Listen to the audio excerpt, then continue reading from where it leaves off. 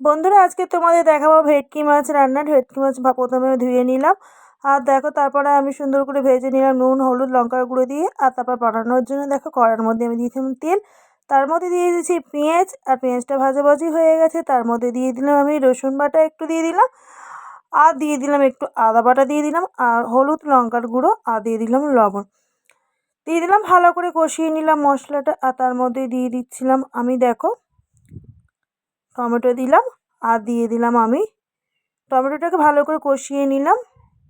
দেখো সুন্দর করে আমি টমেটোগুলোকে কষিয়ে নিচ্ছি। আর তারপরে আমি আগে থেকে আলুটা ভেজে রেখেছিলাম মোটা মোটা করে, আলুটাকে দিয়ে দিলাম। দিয়ে সুন্দর করে আমি কষাতে থাকবো। বেশ সুন্দর করে দেখো অনেকক্ষণ ধরেই আমি কষালাম। দেখো আর মশলা থেকে তেলটা ছেড়ে গেছে, তারপরে আমি দিয়ে দিলাম অল্প করে একটু জল, তারপরে একটু সব দিকে মশলাগুলো একসাথে করে নিলাম। আর তারপর দিয়ে দিলাম একটু বেশি করে জল, কারণ আলুটা সিদ্ধ হবে। আর আলুটা সিদ্ধ হয়ে গেলে তারপরে আমি দিয়ে দিলাম ভেজে রাখা মাছগুলো।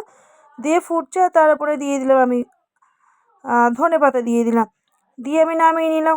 কী সুন্দর হয়েছে, তোমরা বাড়িতে এরকমভাবে করে খেয়ে দেখো, তারপর আমাকে জানিও। টাটা।